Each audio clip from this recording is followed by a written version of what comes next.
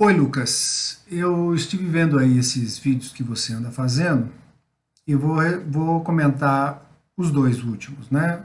Que você chama de diálogos 3 e 4, não é isso? Deixa eu ver. É isso mesmo. Então vamos primeiro no diálogo 3. Você disse que é uma conversa com você mesmo, que eu acho muito bacana, né? É importante a gente conversar com a gente mesmo. E é interessante, o que você fala me faz pensar, né? E o que eu vou falar talvez te faça pensar também. É uma outra forma de ver as coisas, eu acho interessante. Né? A primeira coisa que eu diria é o seguinte: você vê a Deus, né? Da mesma forma que eu acho que a escola que você pertence, né? A escola de Lúcifer, vê também, né? Que é uma.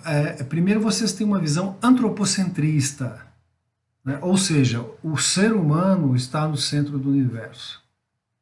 Coisa, por exemplo, que eu já não vejo.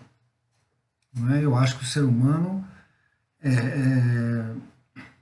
não, não deve ser nem sequer a expressão mais refinada de ser inteligente que existe. Deve existir aí por esses planetas afora, por essas galáxias afora, outros seres com muito mais sofisticação do que nós, em termos físicos, em termos intelectuais, espirituais, enfim, né? Desculpa. Então, é, a forma que você vê Deus, que você descreve Deus no na sua forma de pensar, né, é um Deus muito humano. Né? Você vê Deus de uma forma muito humana, né? Como se Deus fosse um ser humano, né? Que tenha emoções, que fica zangado, tem ira, ou fica feliz, ele fica satisfeito se você faz isso, se você faz aquilo, né? E você vê Deus também assim apenas como a fonte do bem, não é? O mal vem de outro lugar, não de Deus. Né? Então, eu, por exemplo, como falei, já não tenho uma visão antropocentrista. Né? Eu não acho que o ser humano é o centro do universo. Espera que eu vou desligar esse telefone, senão ele começa a fazer barulho e isso prejudica o áudio aqui do...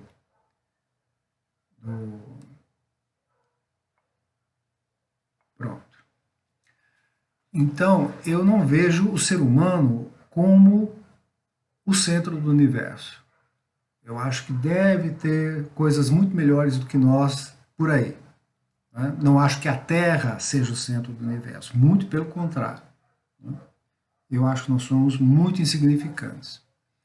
Então, atribuir a Deus emoções humanas é um tanto estranho para mim, entende? Quer dizer, eu não vejo Deus ficando alegre ou triste. Mesmo porque, se ele é Deus, nada pode existir que não seja de acordo com a vontade de Deus. Inclusive, o pessoal evangélico tem um grande problema com essa coisa. Por quê? Porque, por exemplo, apenas como um exemplo, os evangélicos têm um grande problema com os homossexuais. E o argumento deles é que os homossexuais estariam fazendo coisas ao contrário da vontade de Deus. Né? E eu acho isso um absurdo. Nada pode existir contrário à vontade de Deus. Senão, ele não é Deus. Aí eles vêm com aquela conversa do livre-arbítrio. Que livre-arbítrio? Não é? A gente tem a ilusão que tem um livre-arbítrio, mas não tem. A vontade de Deus é o que prevalece. Senão, ele não é Deus. Partindo do princípio que é um Deus todo-poderoso, como é que vai ser possível alguém contrariar a Deus? Ah, mas é livre-arbítrio. Tá, então muito bem. Então vamos até partir do princípio que Deus deu o livre-arbítrio a nós. E se ele deu o livre-arbítrio, por que ele vai ficar zangado, ou decepcionado, ou alegre com as minhas escolhas? Se eu tenho livre-arbítrio, eu tenho livre-arbítrio. Eu não posso ser punido porque eu não fiz o que Deus esperava que eu fizesse. Ou eu tenho livre-arbítrio, ou eu não tenho livre-arbítrio. Eu até parto do princípio que não tem, que a vontade de Deus é o que acontece. Nós somos apenas levados. Não é? Agora, outra coisa importante é entender que Deus é a fonte de todo bem, mas também de todo mal. Tudo que acontece de ruim é a vontade de Deus também. Então, essa história de como os cristãos fazem, de jogar tudo que é bom é para Deus, o que não é bom é para o diabo. E tem uma frase excelente que eu não sei quem falou pela primeira vez, mas eu gosto muito dessa frase que diz assim: o diabo é a parte de Deus que nós não gostamos. Então a gente precisa entender que Deus é a fonte de tudo. Portanto, tanto do bem quanto do mal. Uma criancinha que é assassinada cruelmente é a vontade de Deus. Agora, a nossa capacidade de entender por que as coisas chegam a esse extremo é complicado, não resta dúvida. Né? Mas é mais ou menos como fala a Cabala, como fala outras correntes, né, que nós temos um universo dual entre o que a gente chama de bem e de mal, se bem que é uma questão de ponto de vista, quem está do lado de cá pode achar que o outro é que é o mal, né? E o outro acha também que o outro é o mal. E assim vai. Né? É uma questão de perspectiva, bem e mal. Mas o fato é que existem duas polaridades, né? Duas tendências, e o universo oscila nisso aí. As coisas vão acontecendo, e isso tudo é a vontade de Deus. Então, achar que o mal não vem de Deus é um erro muito grave, na minha opinião, claro. Não estou dizendo que tenha que aceitar, mas estou te dando um ponto de vista. Né? E tudo que acontece de bom é de Deus. Tudo que acontece de mal também é de Deus. Não é de demônio, de coisa, não. Deus é tudo. Ele está em tudo.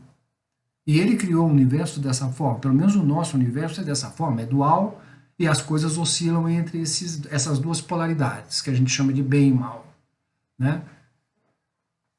Então, o cara lá na ambulância também é a vontade de Deus. Isso não quer dizer que eu não possa ter, como você mesmo sugere, um sentimento de empatia, né? de dó, né? Pela pessoa, tente ajudar, nenhum problema. Mas não podemos esquecer que se está acontecendo, é a vontade de Deus. Tá bom? Agora vou comentar esse vídeo número 4 aí que você estava falando. Eu acho assim, você entra primeiro, a primeira dimensão, a reta, ok. Na verdade, não precisa ser necessariamente um círculo, não que não possa ser, mas né, basta que a reta se desloque, ela vai criar um plano, que já é segunda dimensão, não é?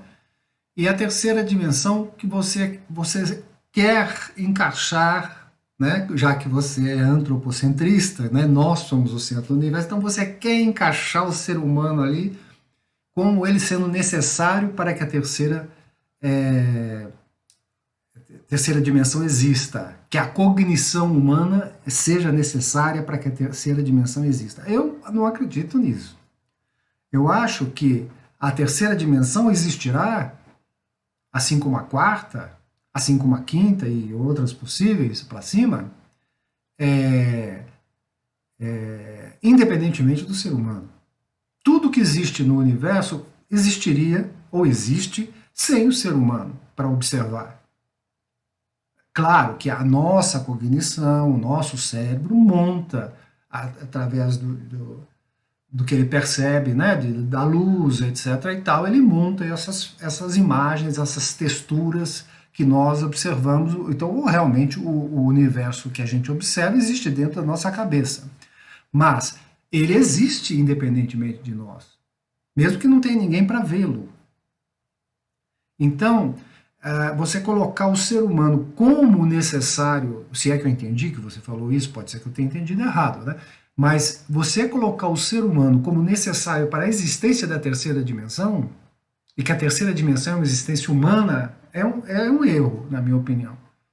A terceira dimensão existe independentemente de nós, independentemente de algum observador. Aliás, se você for ver a idade da Terra em relação à idade do universo, a Terra é muito mais recente. E se você for ver o aparecimento do ser humano aqui nesse planeta em relação à história do universo, vamos chamar que o universo, a história de todo o universo, desde do suposto Big Bang, né, até agora, mas vamos supor, do que se tem em termos do que está distante de nós em termos de luz, se tem mais ou menos em termos de velocidade, dá mais ou menos uma previsão de quando isso tudo estava mais junto. Então, se formos considerar a história do universo como um ano, a humanidade surgiu nos últimos 10 minutos. Então, tudo isso já existia, toda a terceira dimensão e as outras dimensões já existiam antes da existência do ser humano. Eu não vejo o ser humano, como vocês querem enfiar, o bendito ser humano como o centro do universo, né? Feito à imagem e semelhança de Deus. Coitado de Deus se parece conosco, né?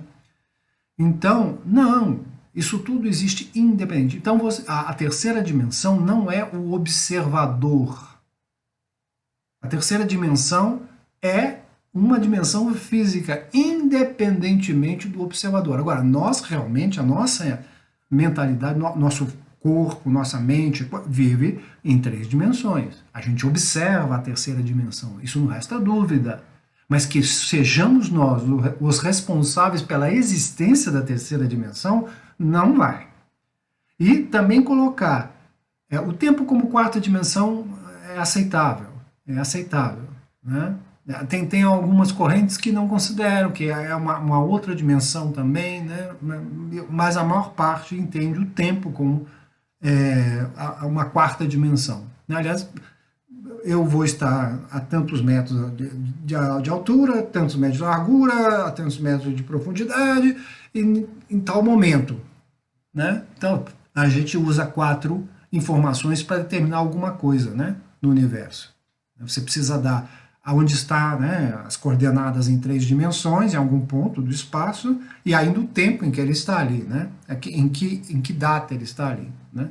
Se bem que tudo isso também é mesuração que o ser humano criou. Bom, ponto. Agora, e ainda considerar essa observação de si mesmo como sendo a quinta dimensão, não faz sentido também. Não que você está errado no sentido da coisa, sim, observar a si mesmo é extremamente interessante. Quando você começa a observar a si mesmo, você começa realmente a ter um comportamento muito melhor, porque você começa a analisar você mesmo, analisar o seu comportamento. Mas chamar isso de quinta dimensão não fecha com o que a maioria entende. E não venha me dizer que a maioria está manipulada por judeus e não sei mais o que isso é uma besteira. Aliás, tudo de bom que existe no mundo ocidental, a maior parte se deve aos judeus. Entende? Porque a ciência, a arte, pode ver que tudo os judeus impulsionam. Claro, eles vão ter um comportamento de acordo com os seus interesses. Óbvio, eles são seres humanos como outros quaisquer. Né? Agora, dizer que eles manipulam a esse ponto de que eu penso o que eles querem, não. Não, isso é besteira. Né? E outra coisa também, não é razoável pensar que tudo que a ciência faz está manipulado. Isso não é bem assim. Não é bem assim. Não vamos entrar por esse caminho, porque isso não funciona. Tá? Isso é meio que loucura. Então, tem muita coisa séria, muito estudo sério, e nem tudo é possível de manipular, então não é por aí. Então, a quinta dimensão, da forma que a maioria entende, que a ciência entende, é uma dimensão física, não é uma dimensão espiritual, no sentido que você quer colocar. né? Pode ser que na quinta dimensão a gente possa observar as outras dimensões abaixo, como nós observamos a terceira, a segunda dimensão, né? E o ponto, né? Então, não é correto colocar isso como quinta dimensão. É questão de nomenclatura. Eu tenho sempre, todos os comentários que eu já fiz com a escola, eu entro nessa questão de que vocês estão criando um verdadeiro dialeto, não é? Não dando às palavras o seu devido significado na língua. Então, a quinta dimensão, colocar como o fato de observar-se é errado. Isso você está fazendo na terceira dimensão. Você pode se observar, no sentido que você está falando, estando na terceira dimensão. Ok?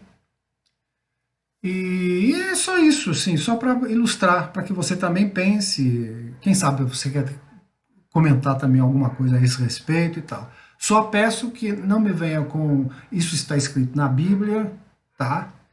E também coisas sem argumentação, né? Tá bom? Abração para você. Luz para nós, aquelas coisas todas.